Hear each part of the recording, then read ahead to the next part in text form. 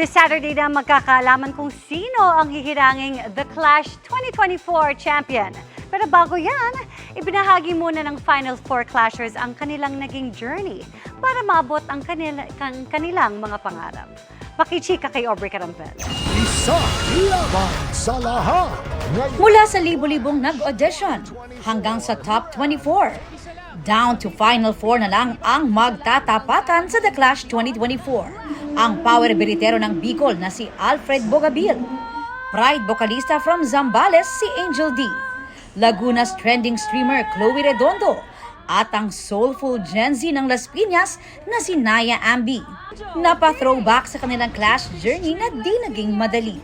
Bago pa man sumali sa kompetisyon, si Alfred nakipagsapalaran sa Maynila at naranasan ng iba't ibang klase ng trabaho mula sa pagiging construction worker, waiter, kargador, habang pinagsasabay ang pag-aaral ng kolehiyo. Sumubok din daw siyang kumanta sa mga bar, pero hindi nagustuhan ng ibang tao. Minsan binabato ako ng bato.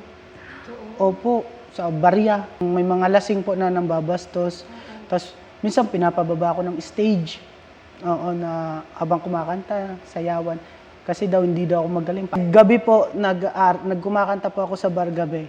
Tapos sa umaga po, nag-aaral po ako. Minsan, ng OJT ko po sa college po, nagtuturo po ako. Sa ilalim po ng lamesa ako lagi natutulog kapag break time. Tapos gigising po ako kasi magtuturo na naman sa mga estudyante.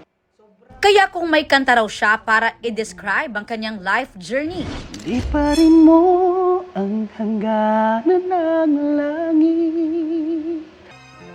iba naman ang naging karanasan ni Angel D na proud member ng LGBTQIA community. Noong una, nahirapan daw siyang mag-out lalo na sa kanyang pamilya. Masakit po sa akin yun. Lalo na kung nagaling sa sarili mong pamilya. At yun po yung naging challenge sa akin para mas maging matibay po ako ngayon. But now, Now, unti-unti na ba nilang natatanggap? yes po. Oo. Natanggap naman na po nila.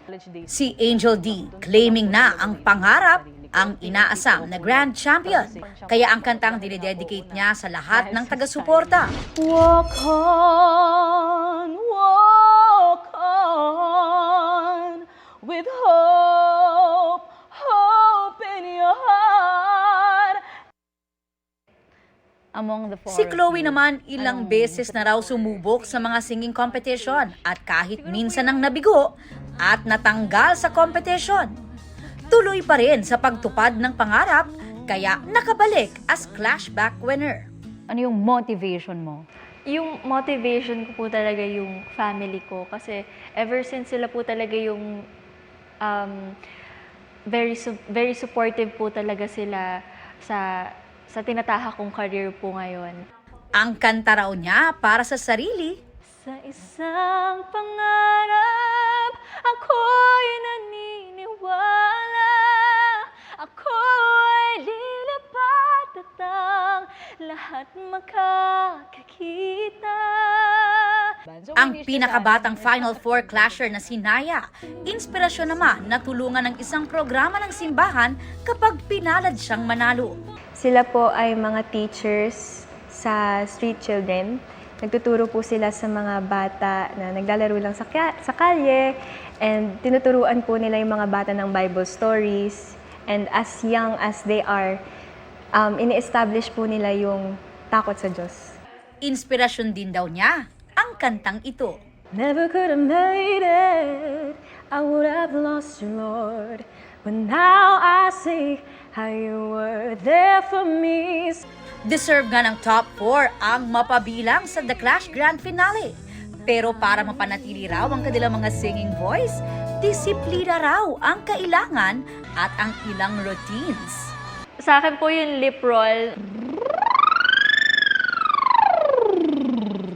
I also do meditation po for my mental health. Para mas lalong bumuka yung lalamunan ko. Hindi ko alam kung ano sa inyo, pero ganun talaga po ako. Kakain po talaga ako, tapos iinom ng tubig, tapos lagi talagang may tubig. Tulog po. Tulog talaga. Kasi parang pag kompleto yung tulog mo, kompleto din yung hangin na lumalabas sa'yo. So, yun po, no sweets, no cold water din. So, very effective siya for me po.